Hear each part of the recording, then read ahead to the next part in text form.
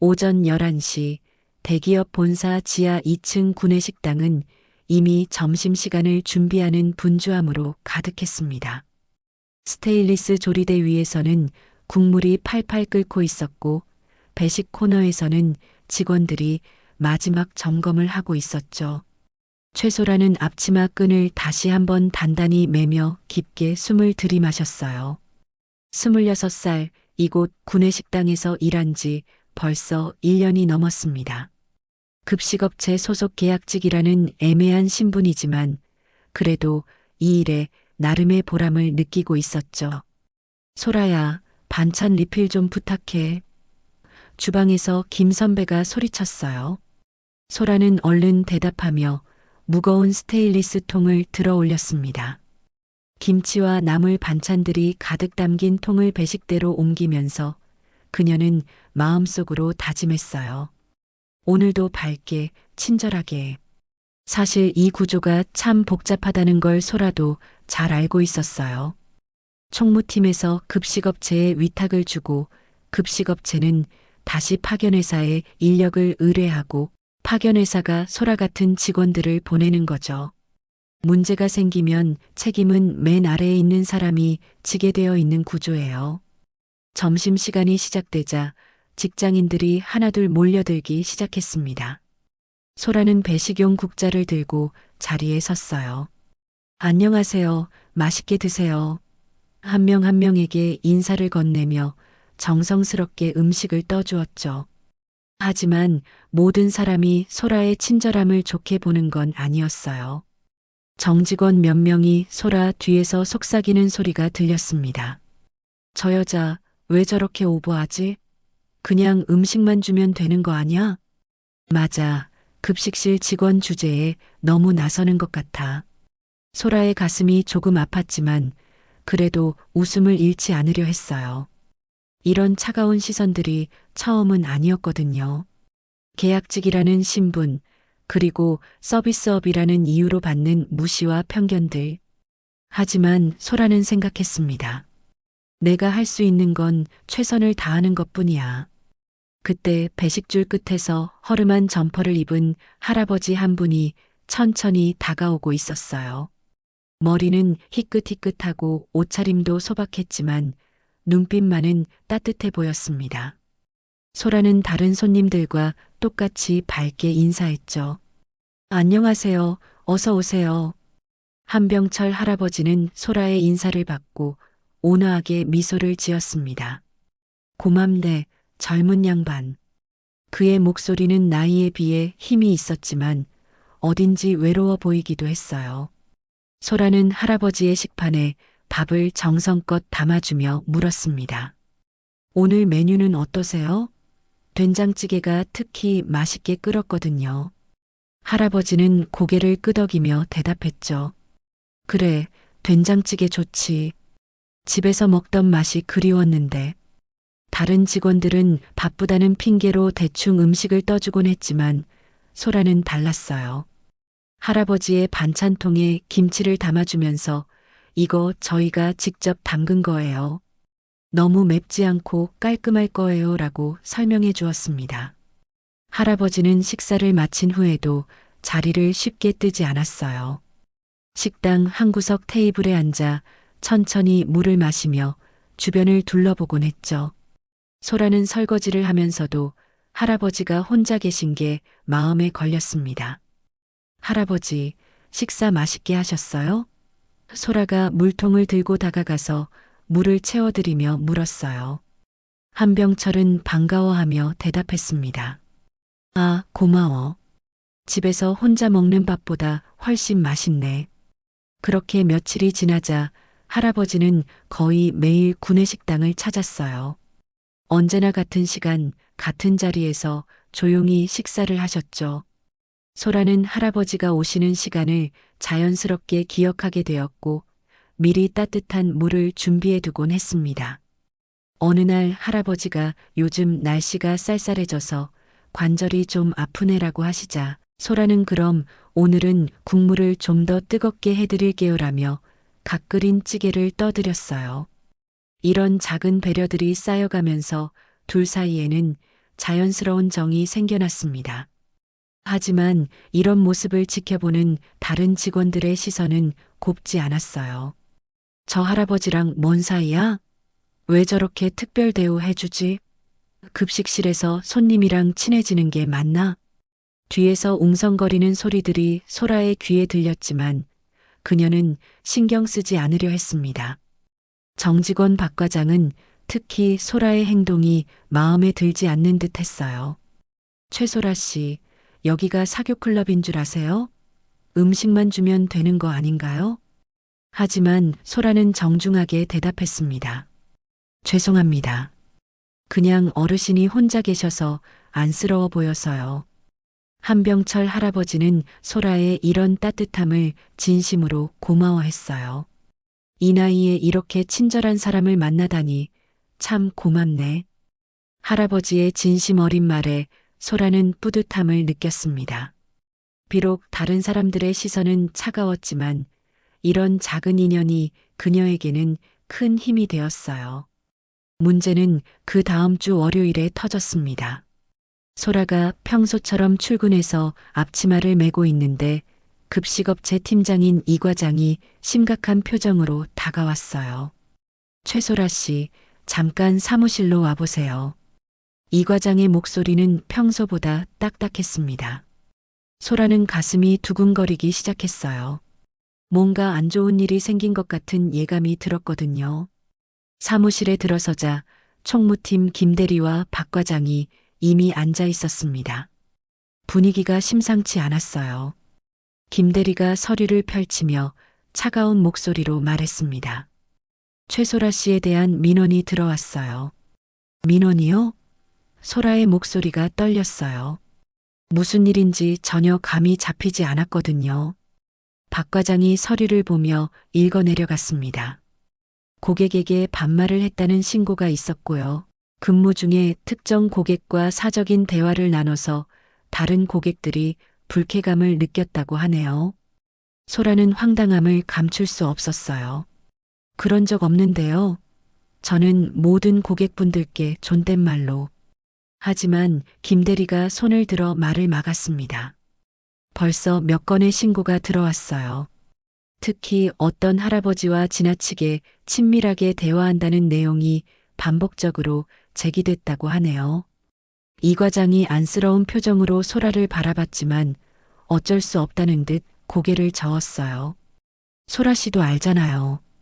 우리는 을이고 총무팀은 갑이고 민원이 들어오면 우리로서는 어쩔 도리가 없어요. 소라의 눈에 눈물이 맺히기 시작했습니다. 정말 억울해요.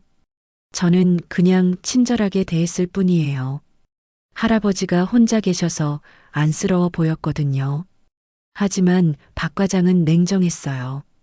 개인적인 감정을 업무에 개입시키면 안 되죠. 여긴 구내식당이지 사회복지관이 아니에요. 결국 소라는 당일 해고 통보를 받았습니다. 계약직이라는 신분상 소명 기회도 유예 기간도 없었어요. 오늘까지만 근무하시고 내일부터는 나오지 마세요. 김대리의 말은 마치 칼로 베는 것처럼 차갑게 들렸습니다. 소라는 떨리는 손으로 개인 사물함을 정리했어요. 동료들은 안쓰러워하면서도 자신들의 자리가 위태로워질까봐 감히 나서지 못했습니다. 김 선배만이 조용히 다가와서 정말 미안해, 소라야. 우리도 어쩔 수가 없어라고 속삭였어요. 마지막으로 식당을 나서면서 소라는 한병철 할아버지가 앉아 계시던 그 테이블을 바라봤습니다. 내일부터는 할아버지가 오셔도 자신이 없을 거라는 생각에 가슴이 더욱 아팠어요. 할아버지께서 왜 내가 갑자기 없어졌는지 궁금해 하실 텐데 집으로 돌아가는 지하철 안에서 소라는 참았던 눈물을 터뜨렸습니다. 1년 넘게 성실하게 다닌 직장에서 이렇게 쫓겨나다니. 그것도 친절하게 대했다는 이유로 말이에요. 세상이 참 차갑다는 걸 또 한 번 깨닫는 순간이었어요. 다음 날 오전 11시 반 한병철은 평소처럼 구내식당으로 향했습니다. 어제 저녁부터 왠지 마음이 무거웠는데 따뜻한 소라의 미소를 보면 기분이 나아질 것 같았거든요. 하지만 배식대 앞에 서보니 소라의 모습이 보이지 않았어요. 대신 처음 보는 중년 여성이 무뚝뚝한 표정으로 음식을 떠주고 있었습니다. 한병철은 고개를 갸웃하며 주변을 둘러봤지만 어디에도 소라의 모습은 없었죠. 최소라 양은 어디 있나? 한병철이 김 선배에게 조심스럽게 물었어요. 김 선배는 잠깐 당황하더니 시선을 피하며 대답했습니다. 아, 그분은 어제부터 안 나와요. 왜 안 나오는 건가? 아픈 건 아니겠지? 한병철의 목소리에는 진심 어린 걱정이 담겨 있었어요. 하지만 김 선배는 더 이상 말하기 어려워하는 표정이었습니다. 그때 정직원 박 과장이 옆에서 비웃는 듯한 목소리로 끼어들었어요. 어제 해고됐어요. 괜히 쓸데없이 눈에 띄더니 결국 민원 들어와서 잘렸죠. 박 과장의 말투에는 당연한 결과라는 듯한 냉소가 섞여 있었습니다. 한병철의 표정이 순간 굳어졌어요. 해고라고? 무슨 일로? 목소리가 평소보다 낮아졌는데 뭔가 심상치 않은 기운이 감돌기 시작했습니다. 고객한테 반말하고 근무 중에 개인적인 대화 나누고 그랬다나 봐요. 여러 번 민원 들어왔거든요. 박 과장은 여전히 대수롭지 않다는 표정으로 말했어요. 급식실 직원이 선 넘으면 안 되는 거 아니에요? 한병철은 잠시 말이 없었습니다. 그의 눈빛이 서서히 차갑게 변해가고 있었어요. 소라가 자신에게 해준 친절함들이 하나씩 떠올랐습니다. 따뜻한 국물, 정성스럽게 담아준 반찬, 그리고 외로운 노인을 위로해준 그 진심 어린 말들. 그 양반이 언제 반말을 했단 말인가? 한병철의 목소리가 조금씩 높아지기 시작했어요. 내가 직접 봤는데 그보다 정중하고 친절한 사람을 본 적이 없네. 박 과장은 한병철의 변한 분위기를 느끼고 조금 당황했지만 여전히 거만한 태도를 유지했어요. 할아버지께서 뭘 아세요? 직장이라는 게 원래 그런 거예요. 사적인 감정 개입하면 안 되는 거라고요. 바로 그때 식당 입구 쪽에서 급한 발걸음 소리가 들렸습니다. 한 명의 임원이 숨을 헐떡이며 달려오고 있었어요.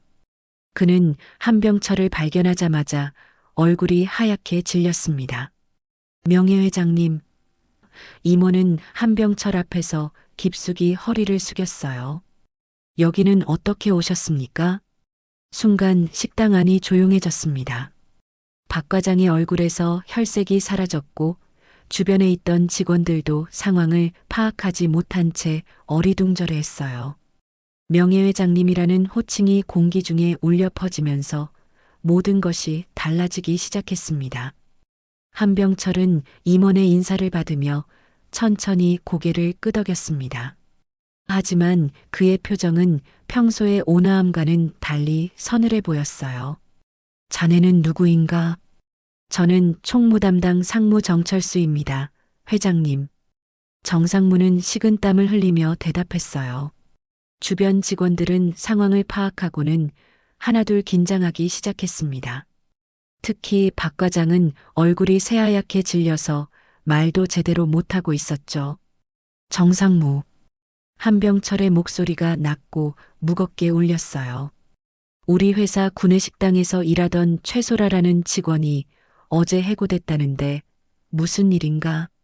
정상무는 당황해서 박 과장을 쳐다봤습니다. 박 과장은 떨리는 목소리로 대답했어요. 그게 민원이 들어와서 고객에게 반말을 하고 사적인 대화를 나눴다고. 민원? 한병철의 눈빛이 더욱 차갑게 변했어요. 내가 그 최소라 양과 몇 달간 대화를 나눠봤는데 그보다 예의 바르고 정중한 사람을 본 적이 없네. 반말이라니 도대체 누가 그런 거짓말을 했단 말인가? 박 과장은 이제 완전히 당황해서 말을 더듬기 시작했습니다. 저희도 정확한 상황은. 하지만 한병철은 더 이상 들으려 하지 않았어요. 한병철은 주머니에서 휴대폰을 꺼내 번호를 눌렀습니다. 병수야, 나다. 전화 너머로는 한병수 대표이사의 목소리가 들렸어요. 아버지, 안 그래도 연락드리려던 참이었는데요. 구내식당에 와 있다. 당장 내려와. 한병철의 목소리는 더 이상 따뜻한 할아버지의 것이 아니었어요. 수십 년간 대기업을 일궈온 경영자의 위엄이 묻어나고 있었습니다. 10분 후 한병수 대표이사가 불이 나게 내려왔어요. 정장 차림에 넥타이도 제대로 매지 못한 채 급하게 온 티가 역력했습니다. 아버지, 무슨 일이신지. 앉아라. 한병철이 식당 한 구석 테이블을 가리켰어요. 부자는 마주 앉았고 주변 직원들은 숨죽이며 상황을 지켜봤습니다. 병수야, 우리 회사가 언제부터 선량한 직원을 이런 식으로 내쫓는 회사가 됐나? 한병철의 목소리에는 분노가 섞여 있었어요. 몇 달간 내가 지켜본 최소라라는 직원은 그 누구보다 성실하고 친절했네. 그런 사람이 거짓 민원 때문에 하루아침에 해고되다니. 한병수는 상황을 파악하려 애썼어요. 정확히 어떤 일이 있었는지 조사해 보겠습니다, 아버지. 조사할 것도 없어? 한병철이 단호하게 말했습니다. 고객을 진심으로 대하는 직원이 벌을 받고 거짓 민원을 제기한 사람들은 아무 문제 없이 지내고 있다는 게 말이 되나? 이게 우리가 추구하는 기업 문화인가? 한병철은 자리에서 일어났어요. 총무팀부터 급식업체까지 이 불합리한 갑을 구조를 당장 개선하라. 그리고 최소라 양 같은 일이 다시는 일어나지 않도록 시스템을 바꿔라. 그의 목소리에는 절대적인 명령의 무게가 실려 있었습니다. 네, 아버지. 당장 조치하겠습니다. 한병수가 고개를 숙이며 대답했어요. 주변 직원들은 모두 긴장한 채 숨을 죽이고 있었습니다. 그 시각 소라는 집에서 노트북 앞에 앉아 이력서를 수정하고 있었습니다. 어제 해고 통보를 받은 충격이 아직 가시지 않았지만 현실을 받아들이고 새로운 일자리를 찾아야 했어요. 경력 사항란을 작성하면서 소라의 마음은 복잡했습니다. 구내식당에서 일한 1년 반이 과연 다른 곳에서 인정받을 수 있을까? 게다가 해고 사유를 어떻게 설명해야 할지도 막막했어요. 고객 서비스에 충실했다고 써야 하나, 아니면 그냥 개인 사정이라고 해야 하나? 소라는 혼잣말을 하며 키보드 앞에서 망설였습니다. 눈가에 다시 눈물이 맺히기 시작했어요. 어머니가 부엌에서 나와 소라의 어깨를 다독였습니다. 소라야, 너무 상심하지 마. 내가 잘못한 게 아니잖아. 하지만 소라는 고개를 저으며 대답했어요. 그래도 엄마, 저 때문에 회사에 민원이 들어왔다는 게 부끄러워요. 친절하게 대한 게 무슨 잘못이야? 세상이 너무 메마른 거지. 어머니의 위로에도 소라의 마음은 쉽게 달래지지 않았어요. 특히 한병철 할아버지 생각이 자꾸 났습니다. 할아버지가 오늘 식당에 가셨을 텐데 제가 갑자기 없어져서 놀라셨을 거예요. 점심때쯤 소라의 휴대폰이 울렸습니다. 모르는 번호였지만 혹시나 해서 받아봤어요. 여보세요? 최소라 씨 맞으신가요? 전화 너머로 정중한 남자 목소리가 들렸어요. 저는 한병철 명예회장님을 대신해서 연락드리는 김비서입니다. 소라는 잠깐 멈칫했어요. 한병철? 구내식당에서 만난 그 할아버지와 같은 이름이었거든요. 하지만 명예회장님이라는 말에 혼란이 왔습니다. 네, 맞는데요. 그런데 누구시라고요? 한병철 명예회장님께서 최소라님을 꼭 뵙고 싶다고 하십니다. 혹시 내일 오후에 시간이 되시는지요? 소라는 상황을 이해하지 못하겠어서 당황했어요. 죄송한데 한병철이라는 분이 누구신지 저는 그런 분을 모르는 것 같은데요. 김 비서가 잠깐 멈춘 후 설명했습니다. 구내식당에서 자주 식사하시던 할아버지 말씀이에요. 소라님께서 늘 친절하게 대해주셨다고 하시면서요. 그제야 소라는 상황을 파악하기 시작했어요. 그런데 명예회장님이라는 말이 아직도 믿기지 않았습니다. 정말 그 할아버지세요? 그런데 명예회장님이라니. 네, 맞습니다. 저희 회사 창립자이신 한병철 명예회장님이세요. 어제 소라님이 해고되신 일을 아시고 매우 안타까워하고 계십니다. 소라의 머릿속이 하얗게 변했어요. 자신이 그렇게 정성스럽게 돌봐드린 할아버지가 사실은 그 회사의 명예회장님이었다니. 그것도 자신이 해고된 이유까지 아시고 계시다니. 소라님, 회장님께서 직접 만나서 이야기하고 싶다고 하십니다.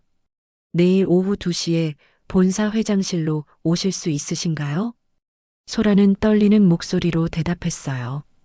네, 네, 알겠습니다. 전화를 끊고 나서 소라는 한동안 멍하니 앉아 있었습니다. 꿈인지 현실인지 분간이 안 될 정도로 믿기 어려운 상황이었거든요. 다음 날 오후 2시 소라는 떨리는 마음으로 본사 50층 회장실 앞에 섰습니다. 평생 와볼 일이 없을 것 같던 곳에 이렇게 서게 될 줄은 꿈에도 몰랐어요. 김 비서가 정중하게 안내해 주었죠. 회장님, 최소라님 오셨습니다. 문이 열리자 익숙한 목소리가 들렸어요. 어서 오게나 소라 양. 그곳에는 구내식당에서 만났던 바로 그 할아버지가 계셨습니다. 하지만 분위기는 완전히 달랐어요. 회장실에 위험 있는 공간, 정장 차림의 한병철, 그리고 그를 둘러싼 격식 있는 분위기.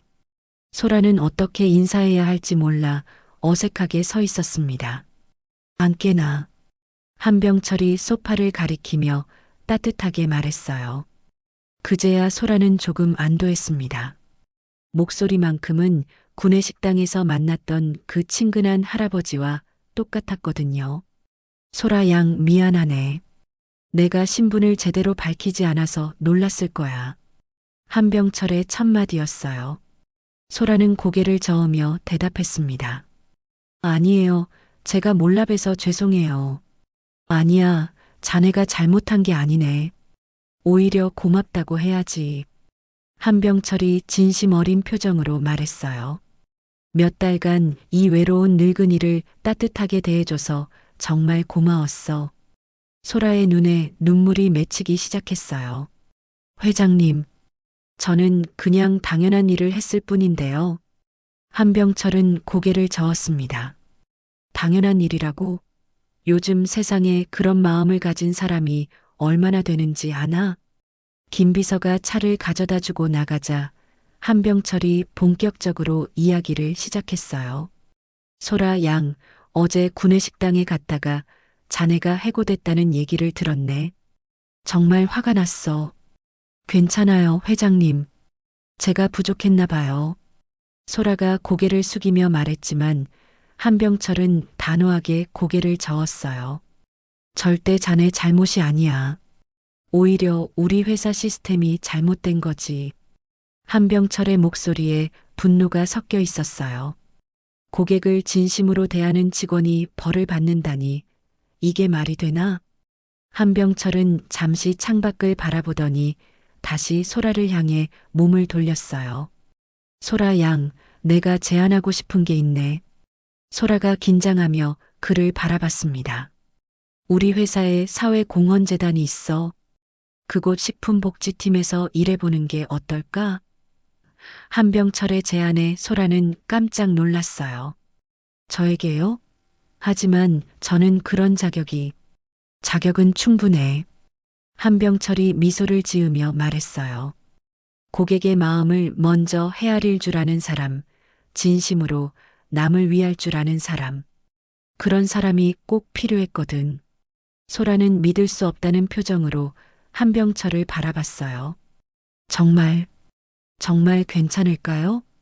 목소리가 떨렸습니다. 물론이지. 급여도 지금보다 훨씬 좋고 정직원으로 채용할 거야.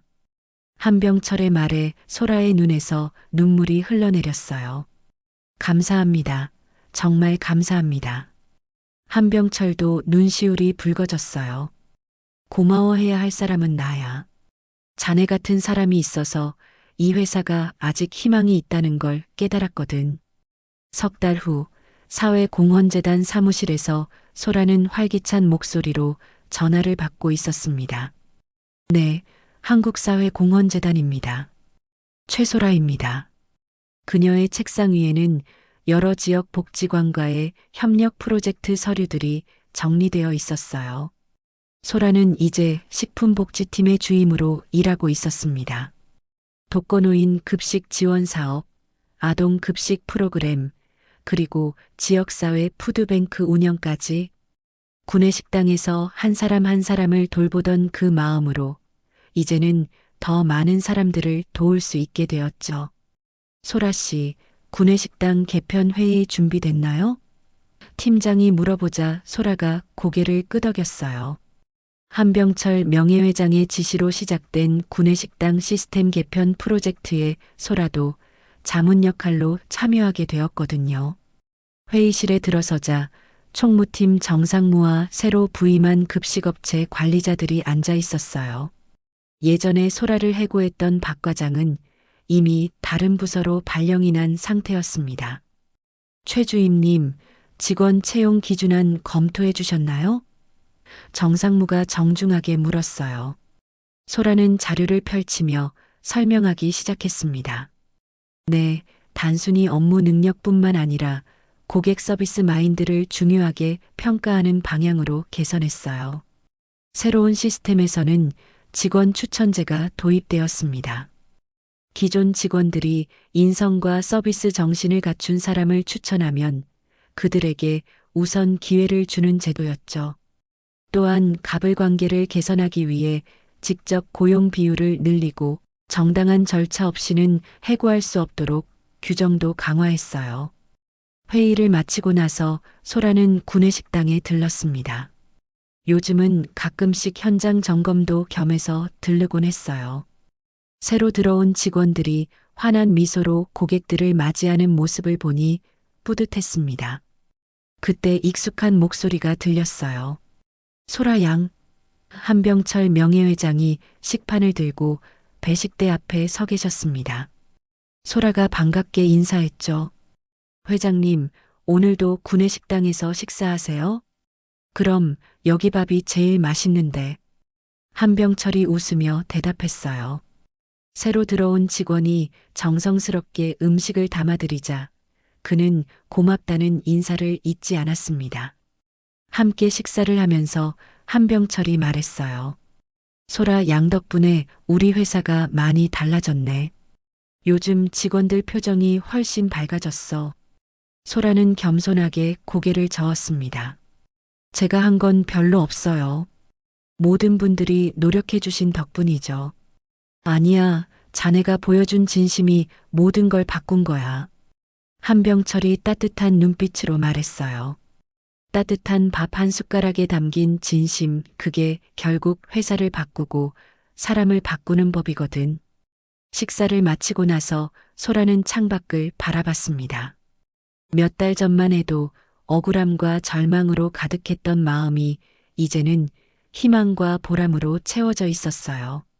작은 친절이 이렇게 큰 변화를 가져올 수 있다는 것을 몸소 경험했죠. 한병철도 조용히 미소를 지으며 생각했습니다. 진짜 중요한 건 사람의 마음이구나. 그 마음을 알아보고 소중히 여기는 것, 그게 진정한 경영의 시작이지. 오늘도 구내식당에는 따뜻한 마음들이 오가고 있었습니다.